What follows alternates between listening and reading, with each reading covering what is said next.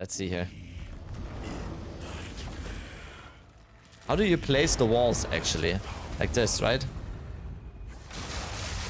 Okay, goodbye.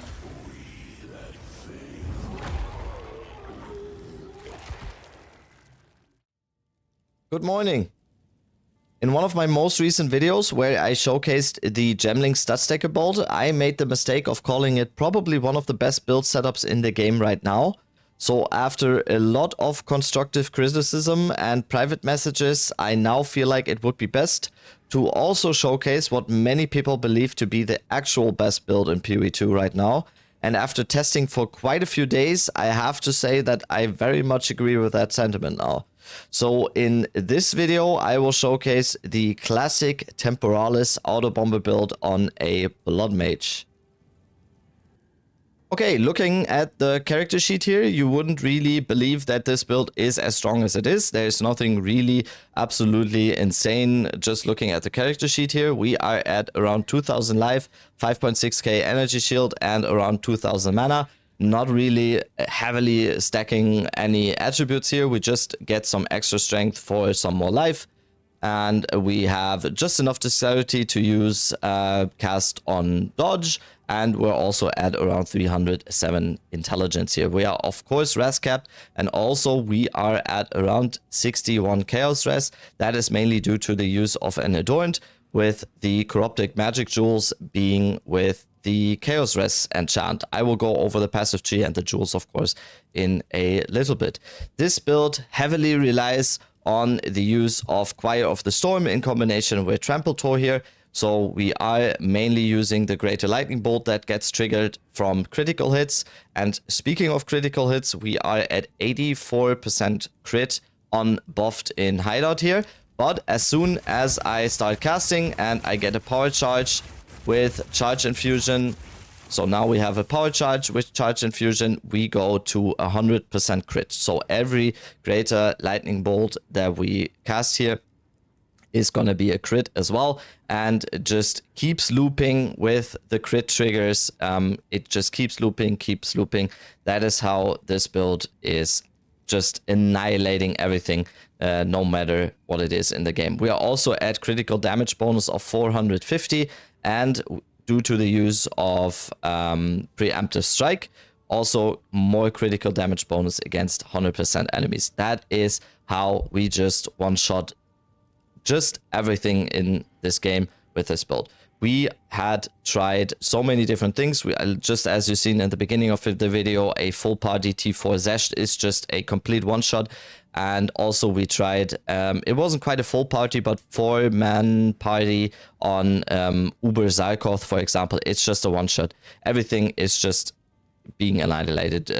On mapping, you don't even need to use cast on critical. So when I'm mapping, due to this build being pretty FPS heavy, or it just very, very heavy on your PC, when I'm mapping, I mostly disable cast on critical, just because I don't need it. When mapping, you just one-shot everything anyway, still, without even cast on critical. Cast on critical is pretty much just needed for the bosses, if you just want to one-shot those as well. So let's go over the gear next. Starting off, we have this wand here. I'm not using a wand with plus X to lightning spells. I don't think it is needed. What you absolutely want on this wand is the try extra elemental damage. In this case, you absolutely want critical hit chance for spells, of course, due to us wanting to be rest capped at all times.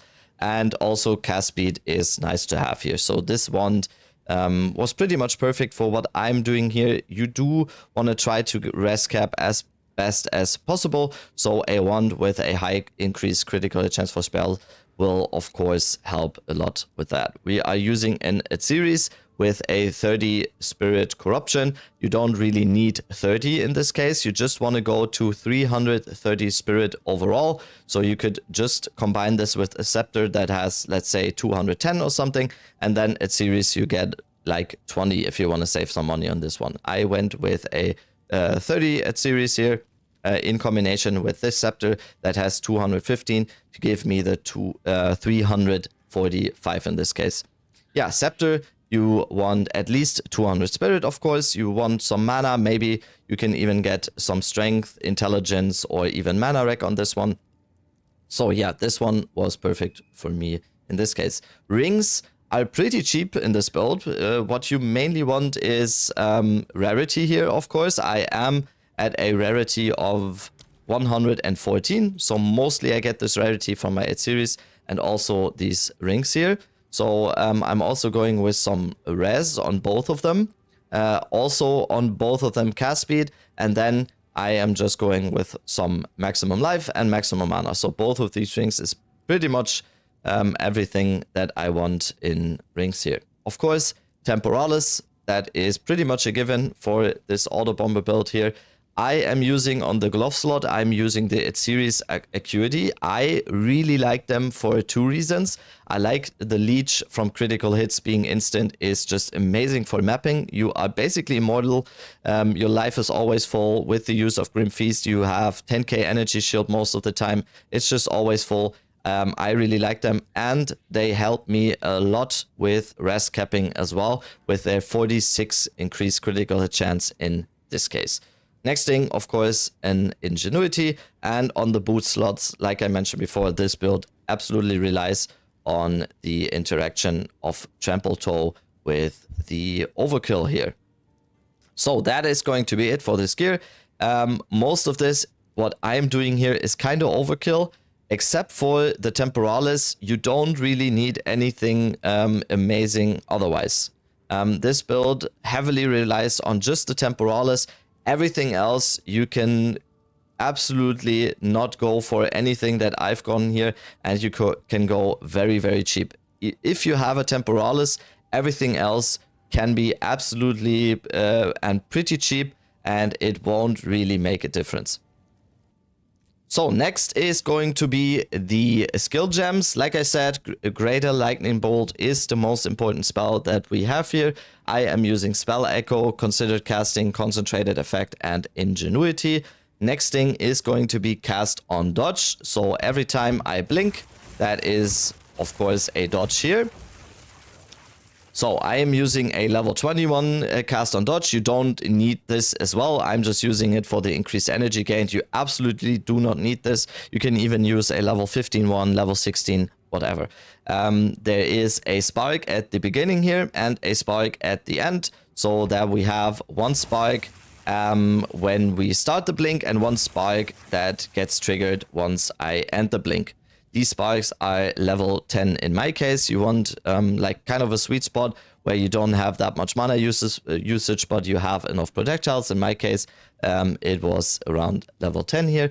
We are using Brutality, of course, because we can't have the sparks destroy the frost walls. The frost walls need to be destroyed by the Greater Lightning Bolt, so we are using Brutality here, so we have physical damage on the spark, so it doesn't destroy the walls. Acceleration on spark as well, and chain in this case.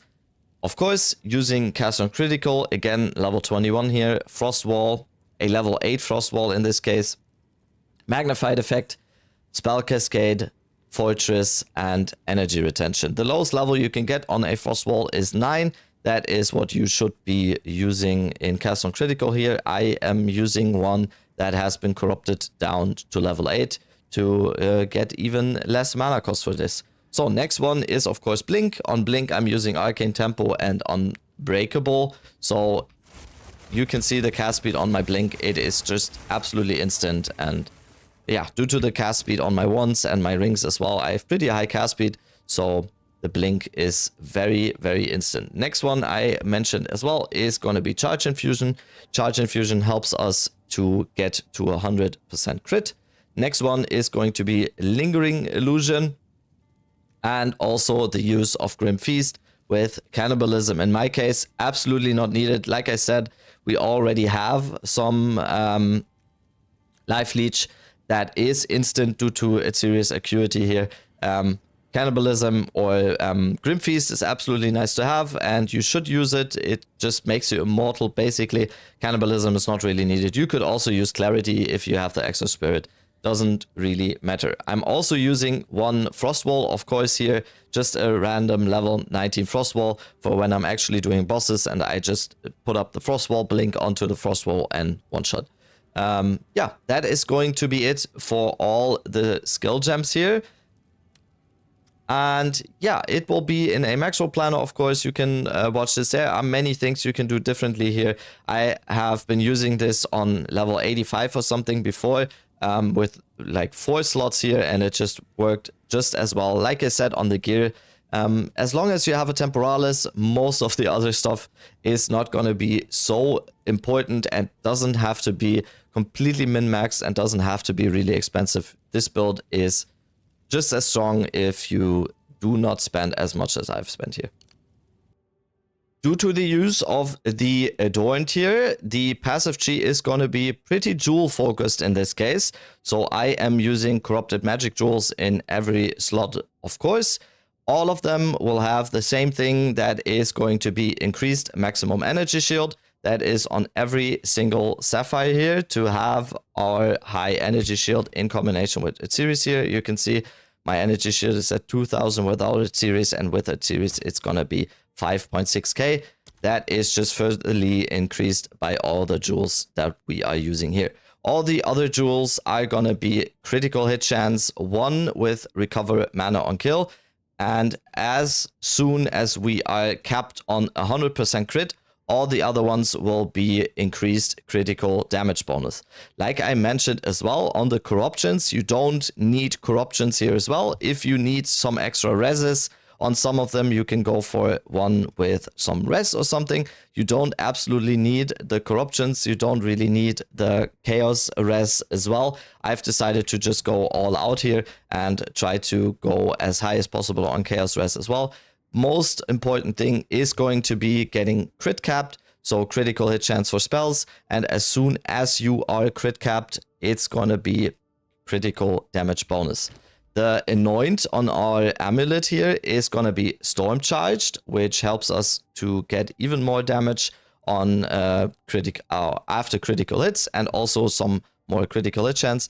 And I'm also using a Megalomaniac with pure power and preemptive strike, which is pretty much perfect for me in this case. Also using a Against the Darkness with cold damage and lightning damage. I don't think that is needed as well. So you could also not go for an Adorned. That is absolutely possible as well. Might be a little bit harder to get actually crit capped in this case. But yeah, like I said multiple times now, most of the stuff that I'm using here is not really needed, and you can just go with the standard route and do just as well. So that is going to conclude this Temporalis Autobomber showcase here.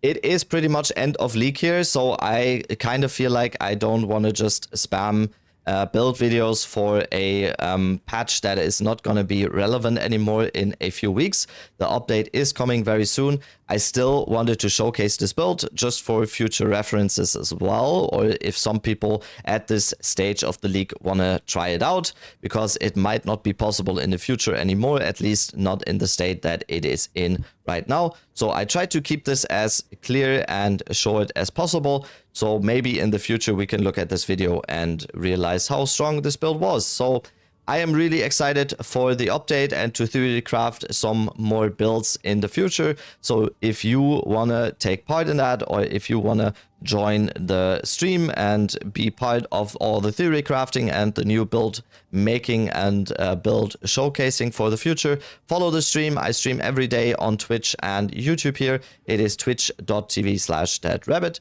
So if you want to do that, I would be very, very happy.